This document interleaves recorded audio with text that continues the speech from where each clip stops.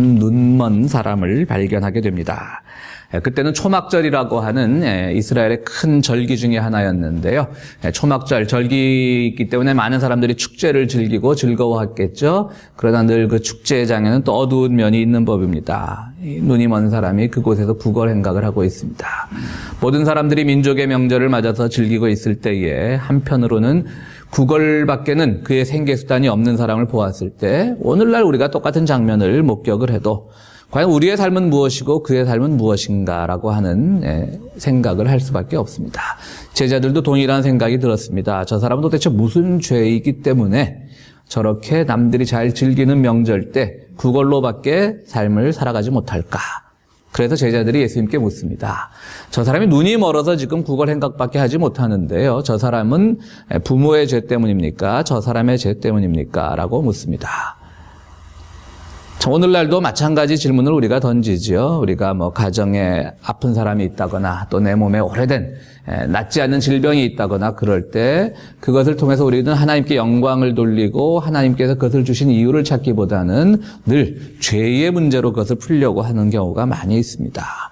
결국 그러다 보면 자기의 신앙도 황폐해지고 하나님을 올바로 아는 길도 아닌데 자꾸 죄의 문제로 푸는 성향들이 우리에게도 있고요. 이 당시 유대인들에게도 있었던 모양입니다. 예수님께서 대답하십니다. 그것은 누구의 죄도 아니다. 부모의 죄도 아니고 그 사람의 죄도 아니고 오히려 하나님의 영광을 보기 위한 것이다. 라고 말하면서 그 눈먼 사람에게 진흙을 또 예수님의 침으로 이겨서 그의 눈에 발라주고 실로암 목가라고 하는 실로암 연못이라고 하는 곳에 가서 그 진흙을 씻어내라고 하니까 그 눈이 뜨여졌습니다. 잘 아는 실로암 눈먼 자가 눈을 뜨게 된 기적 사건입니다. 우리는 여기서 특이한 것이 하나 있습니다. 그동안 성경에 보면 예수님이 많은 기적을 베푸시지 않습니까? 많은 기적 안진뱅이도 일어나게 하고 병든 자들 많이 고치시고 혈루증 앓는 사람도 고치시고 많은 기적을 베풀었는데 대부분이 아니라 거의 모든 경우에 있어서 예수님의 말씀으로 치유하셨죠. 일어나 걸어라. 그리고 걷게 되면 내 믿음이 너를 고쳤다. 내 믿음이 너를 구원했다. 이런 식으로 말씀으로만 했는데 유일하게도 이 실로암 목가의 이 연못가의 병자를 고치실 때 눈먼 사람을 고치실 때는요. 예수님이 어떤 도구를 사용했죠. 도구라고 그러면 표현이 그렇습니다만은 침과 진흙이라고 하는 여러분들도 우리도 본능적으로 모기 같은 거 물리면 자기도 모르는 사이에 손가락 끝에 침 발라서 이렇게 치료하고 하지 않습니까? 침은 오래전부터 좀 이렇게 침을 뱉는다라고 하면 굉장히 안 좋은 표현이기도 하지만 동시에 또 그것은 우리에게 조금 해독작용을 하는 그런 독특한 액체인 것은 틀림없습니다. 진흙도 마찬가지죠. 진흙도 그냥 흙이라고 생각하기보다는 요즘 와서 진흙의 효능이 얼마나 많이 알려지고 있습니까? 머드팩도 있고 진흙 온천도 있고 그런 점에서 옛날 사람들도 그 침과 진흙의 그런 치유의 능력을 믿었던 모양입니다. 그러니까 주님은 본래는 항상 세상의 방법과 하나님 나라의 방법을 늘 이렇게 대립을 하시면서 하나님의 방법이 옳다는 쪽으로 늘 설명을 하시던 분인데 오늘 이 실로암 연못가에서 이 눈먼 사람을 고칠 때만은 세상에 그냥 통용되는 방법을 사용하셨던 거예요.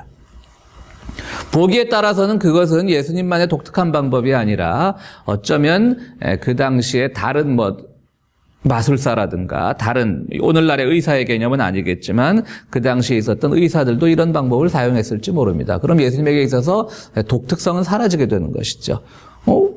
저 양반이 하나님의 아들이라 그러더니 말씀으로 사람을 고친다 그러더니 다른 사람들이 하는 것과 똑같은 방법을 사용했네 이런 식의 비난도 있을 수가 있을 겁니다. 비난이라기보다는 생각하는 사람들이 있겠죠.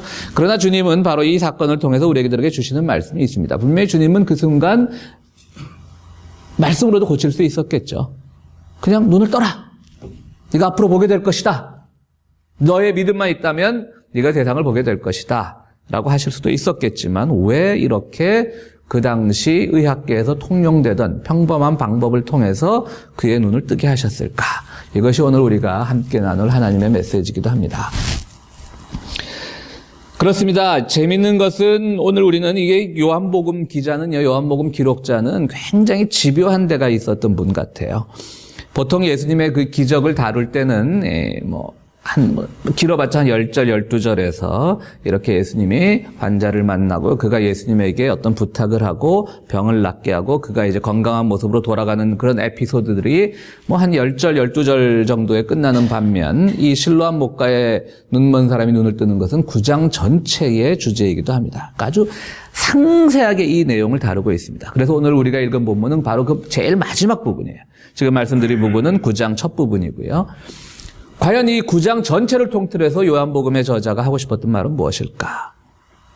왜 그는 이 평범할 수도 있는, 심지어는 예수님의 다른 기적과는 다른 모습인 도구를 사용한 이 기적 사건을 이렇게 상세하게 설명하고 있을까?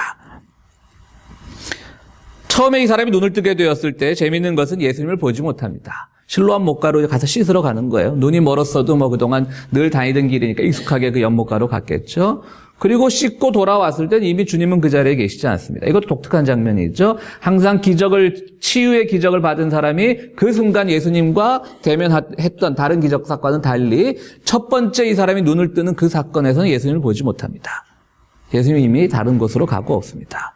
그는 그렇기 때문에 자기의 눈을 누가 뜨게 해줬는지 잘 알지 못합니다. 어떤 사람을 만났는데 그 사람이 그냥 침을 진흙에 이겨서 내 눈에 발라주고 가서 씻었더니 내 눈이 떠졌습니다. 이렇게밖에 그는 할 말이 없는 겁니다.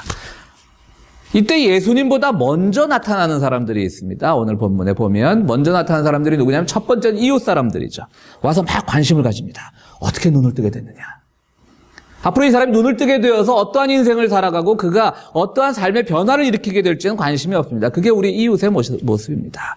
우리는 이웃사랑이라는 걸 늘 외치지만 우리가 주체가 돼서 남은 사랑해야 되겠지만 여러분들이 섣불리 다른 사람의 사랑을 그렇게 기대하지 마십시오. 우리의 세상이 너무 강팍하다고 목회자가 설교를 통해서 하는 것이 아니냐 그렇게 생각할 수도 있겠지만 여러분들이 살면서 한 번도 사람에게 실망하지 않은 적이 없고 한 번도 나는 모든 사람에게 신뢰만을 발견했다라고 자신 있게 말할 사람은 아무도 없을 것입니다. 우리의 더불어 사는 이웃의 모습들이 사실은 이렇습니다.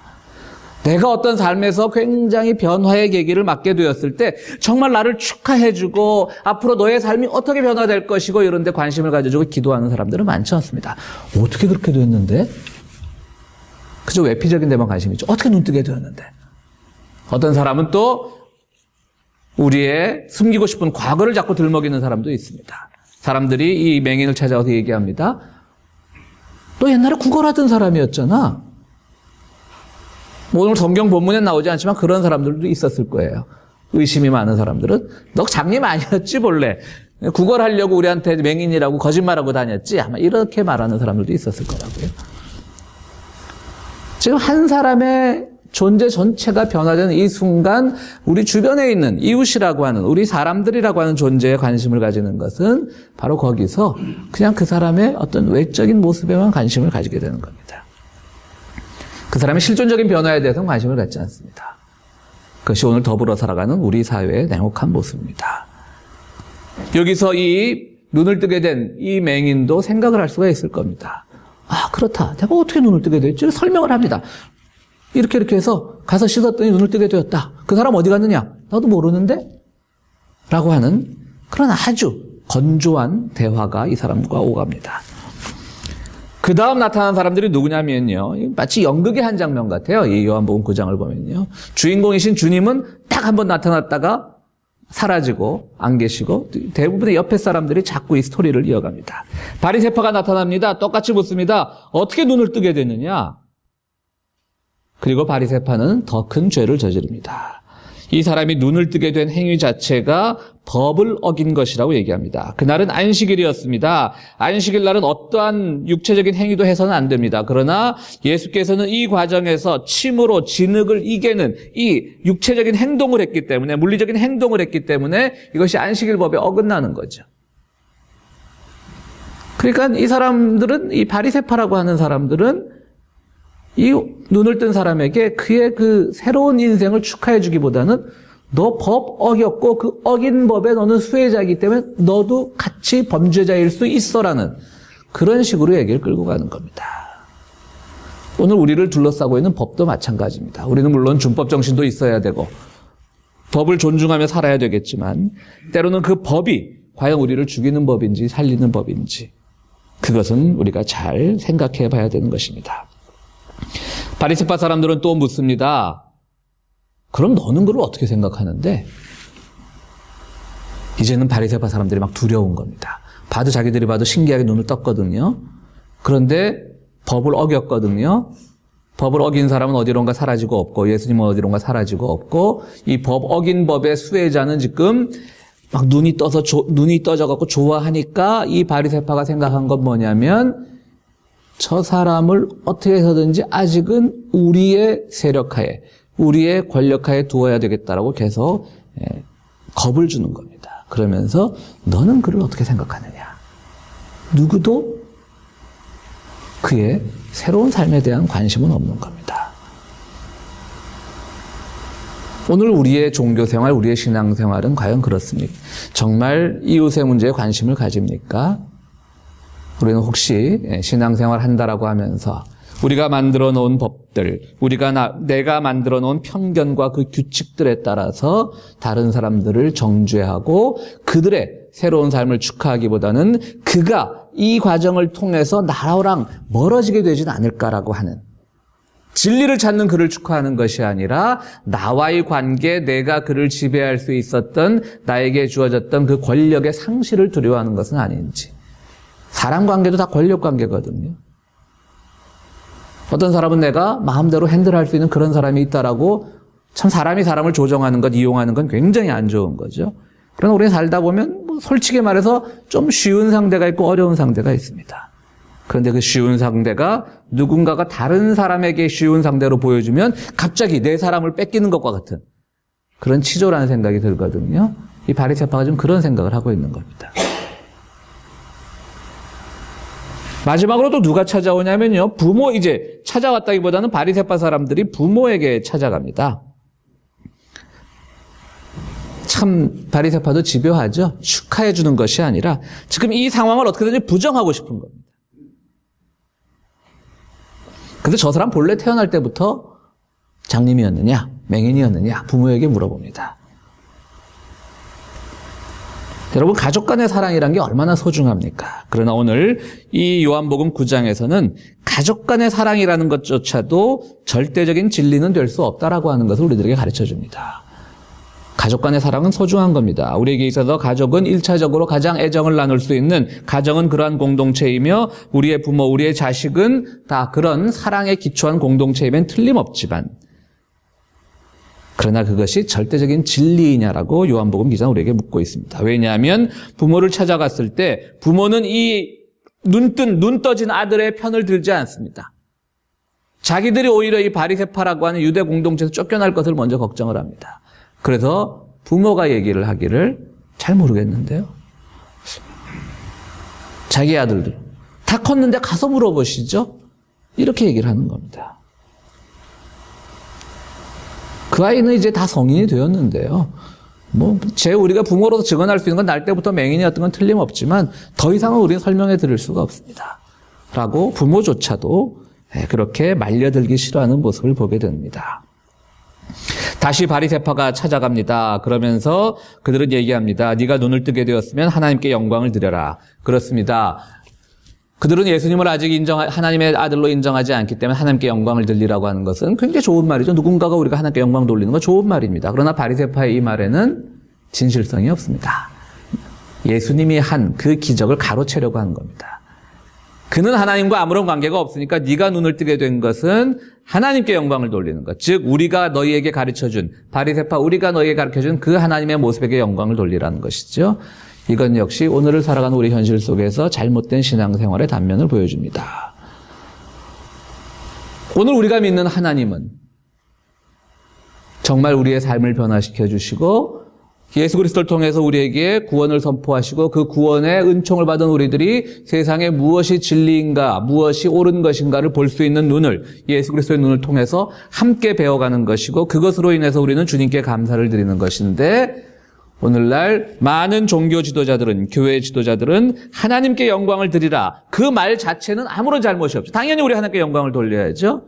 그런데 그 말을 통해서 그것을 자신들에게 영광을 돌리라는 말로 은근슬쩍 교묘하게 왜곡을 하고 때로는 하나님께 영광을 돌리라는 그 표현 자체가 어떤 하나님 앞에 물질적인 것들만 다 쌓아놓으라고 하는 그런 것으로 가르치는 모습이 바로 바리새파가 오늘 요한복음 9장에서 가르치는 모습이 오늘 그대로 많은 종교 지도자들이 하고 있는 모습입니다.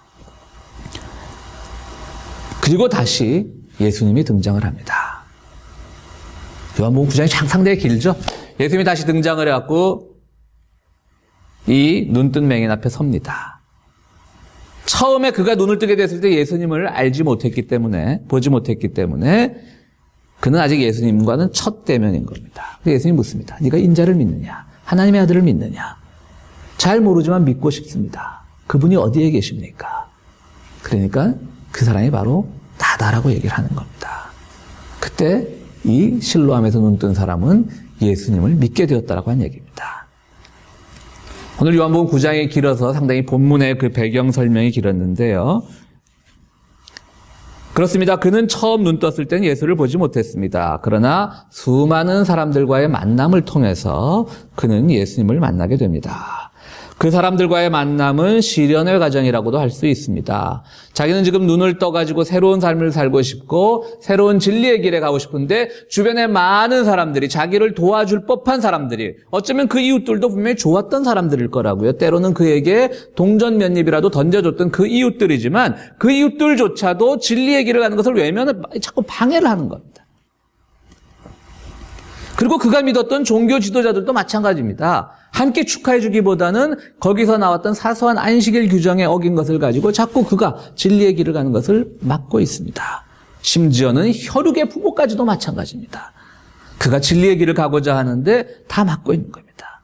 이 시련의 과정을 거쳐가지고 이 사람은 정말 거기서 굳세게 내가 무엇이 진리인가? 처음엔 내가 그 사람을 만난 적도 없고 그 사람이 어디 갔냐고 물으니까 나도 모르겠다라고 하고 어떻게 낫게 됐냐라고 하니까 그 사람이 하나님의 말씀으로 나를 낫게 했다 이런 신앙 고백도 아니고 그냥 뭐 진흙으로 그냥 내 눈을 뭉개더니 그냥 가서 씻었더니 나섰습니다. 아주 건조한 증언만 하던 사람이 수많은 사람들과의 만남에서 자기가 점점 연단되고 그 속에서 주님을 만났을 때 처음엔 그 사람이 자기의 눈을 뜨게 해준 사람인지도 몰랐으면서도 진리가 무엇인가를 찾아가는 그 기나긴 신앙의 여정을 요한복음 9장은 담고 있는 겁니다.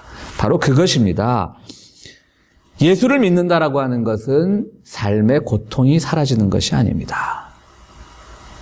상당히 죄송스러운 말씀이지만 예수를 믿는다라고 하는 것은 가시밭길을 걸어가는 겁니다. 우리는 신앙생활하면서 두 종류의 사람을 보게 됩니다. 첫 번째 종류의 사람은 신앙에 처음 입문했을 때 그때 그 뜨거운 것들이 점차 식어가면서 그때는 내가 참 잘 믿었었는데 하면서 늘 그 시절을 그리워하는 사람이 있고요. 두 번째는 어떤 종류의 사람이 있냐면 정말 특히 사춘기 시절에 예민할 때 교회 특히 한국 같은 데서 교회 수련회 가가지고 한 번씩 방언 안 해보고 한 번씩 막 입신 안 해보고 그런 경험 없는 사람들 별로 없거든요. 그래서 나중에 사회에 나가보니까 교회가 너무 보수적으로만 자기를 가르쳤다는 걸 알고 나서는 아예 신앙을 떠나버리는 사람. 그러니까 처음 경험은 다 가지고 있는데 그것을 반응하는 사람은 두 종류예요. 한 사람은 자꾸 그것을 그리워하고 지금 내가 뭔가 잘못된 길로 가고 있지 않은 사람들이 있는가 하면 한 사람은 그 시절에 자기가 너무 열정적으로 뜨겁게 믿었던 것들이 사회에 나왔을 때 사회 정의나 이런 것들과 맞지 않다는 걸 생각을 하고 아예 신앙까지도 버려버리는 두 종류의 사람들이 있습니다. 제가 어느 종류의 사람이 옳냐고 물어보면 여러분들 첫 번째가 옳다고 대답하시겠죠. 제가 또 이렇게 말할 때는 첫 번째도 옳지만은 않다는 걸 말씀드리기 그렇습니다. 우리가 첫 신앙으로 돌아갔을 그 시기의 순수함은 물론 소중한 것이겠죠. 그러나 그때 우리가 만났던 그 주님은 마치 실로암 이 맹인, 눈뜬 맹인이 주님을 보지 못했던 것처럼 주님의 실제 모습이 아니었을 수도 있습니다. 우리가 안고 있던 그 신앙에 처음 입문할 당시에 아니면 사춘기 시절에 그 예민했던 시절에 그 정서적 불안감 시기에 그때 나에게 다가왔던 그 편안함, 안온함 그런 것들 때문에 만난 주님의 일부분의 모습일 수도 있겠죠. 주님의 우리를 또 위로하시는 분이시기도 하니까요. 그러니까 그 경험은 물론 소중한 것이지만 세상을 살아가면서 수많은 사람들과의 만남, 심지어는 가족과의 갈등 또는 이웃, 우리가 함께 나누는 신앙의 공동체 내에서의 갈등, 이웃과의 갈등, 그 속에서 무엇이 옳은가를 계속 고민하고 생각하는 사람이 마지막에 오늘 9장 마지막 부분에서 주님을 만나고 진정으로 신앙 고백한 것처럼 그때 정말 주님을 진정으로 만난 것이 되는 겁니다. 그러니까 오늘 우리 삶 속에서 겪게 되는 모든 순환과 연단의 과정들은요, 내 첫 신앙이 순수했는데 그 신앙이 순수했던 때처럼 내 신앙이 순수하지 못해서 생기는 결과가 아니라 오히려 그 순수함을 바탕으로 더 나은 내가 주님의 뜻이 무엇인지를 제대로 볼 수 있는 그 과정으로 성숙시키는 그러한 과정입니다. 여러분들이 겪는 고통이나 어려움들이나 힘든 것들이요, 절대로 여러분들의 신앙을 흔들리게 하는 것이 아니라 그 속에서 여러분들을 더욱더 단단히 하게 하는 그런 것이라는 것을 우리는 반드시 기억을 해야 하는 것입니다. 그렇습니다. 여러분들 늘 우리 신앙생활 속에서 항상 좋은 것만 오는 것은 아닙니다. 그러나 거기서 진리의 길이 무엇인가를 늘 생각하면서 자기를 연단해 나갈 필요가 있습니다. 그것이 우리들에게 주는 신앙의 교훈이기도 하고요. 아주 유명한 그 체로키 인디안, 여기 사는 그 체로키 인디안들의 유명한 우화가 있습니다. 어떤 늙은 체로키 인디안 할아버지가 손자에게 얘기합니다. 사람들의 모든 마음 속에는 두 마리의 늑대가 있단다. 두 마리 늑대가 벌이는 무시무시한 싸움이 우리 마음엔 늘 있지. 하나는 사악한 늑대, 분노, 시기, 슬픔, 후회, 욕심, 교만, 죄책감, 분개, 열등감, 이런 것으로 가득 찬 늑대가 있고, 다른 늑대는 매우 매우 선해서 기쁨과 평화와 사랑과 희망과 고요한 겸손과 친절과 자비와 이런 것들을 가진 늑대란다. 이렇게 체로키 인디안이 설명을 합니다. 그때 손자가 얘기합니다. 어떤 늑대가 이기죠? 할아버지 인디안이 이렇게 대답했습니다. 네가 먹이를 주는 쪽이 이긴단다. 그러니까 하나는 사악한 늑대고요. 내 마음속에 있는. 하나는 선한 늑대인데요.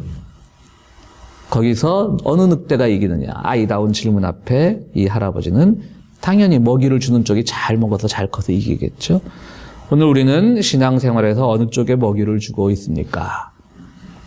분명히 우리는 사악한 현실과 만나고 실망스러운 사람들과 만나고 나의 변화와 나의 고민에 대해서 진심으로 함께 울어주고 함께 고민하기보다는 나에게 일어난 작은 변화 속에서 그저 외피적인 데만 관심을 가지는 그런 사람들도 만나게 됩니다.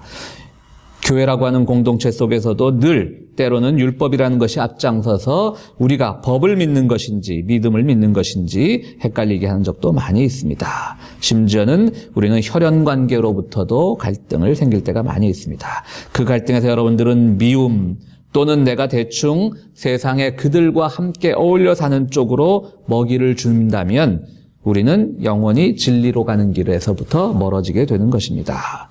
우리는 모든 과정에서 늘 우리가 먹이를 주는 쪽, 힘들지만 때로는 끊어짐에, 때로는 배신감에 아프지만 그러나 그 속에서도 우리가 흔들리지 않고 내가 주님이 가르쳐 주신 진리 쪽으로 먹이를 준다면 결국은 이 사람처럼 주님을 진정으로 만날 수가 있게 되는 것입니다.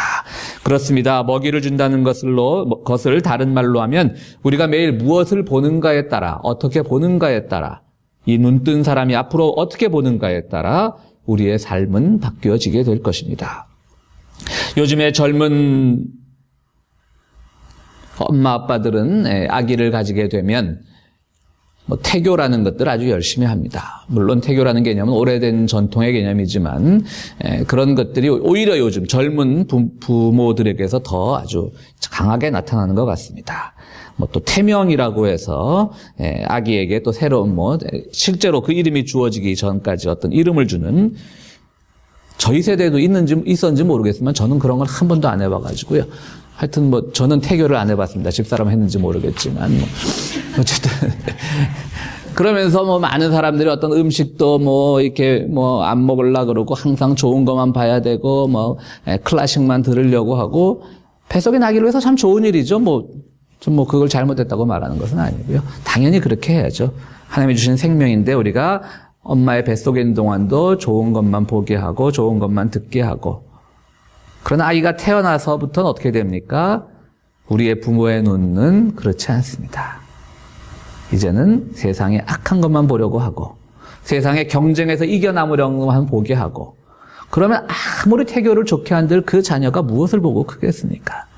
부모의 그 경쟁심에서 이기려고 하는 마음들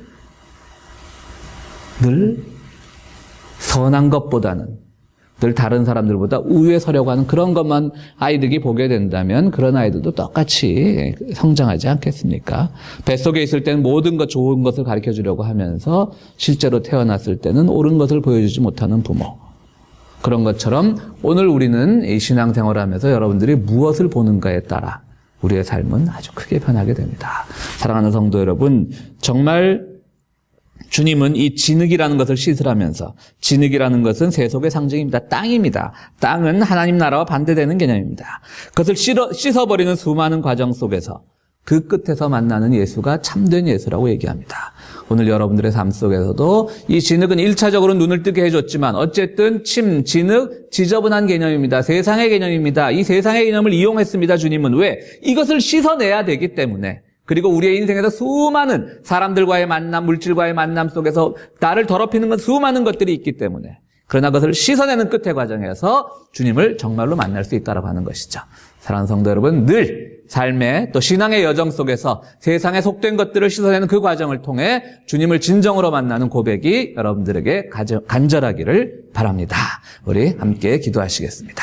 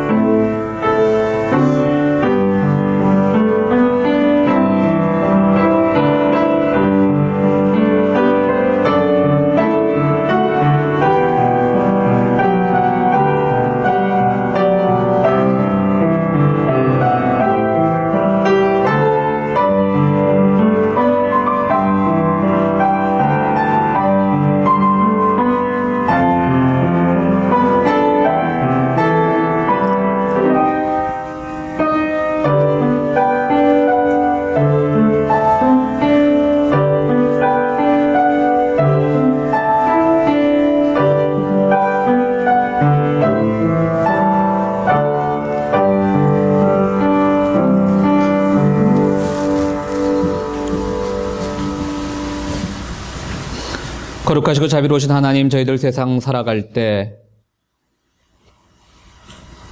늘 우리 눈에 보이는 것들만에 따라 우리의 삶이 움직여질 때가 많음을 주 앞에 고백합니다. 때로는 다른 이의 성공이 부럽기도 하고 질투날 때도 있으며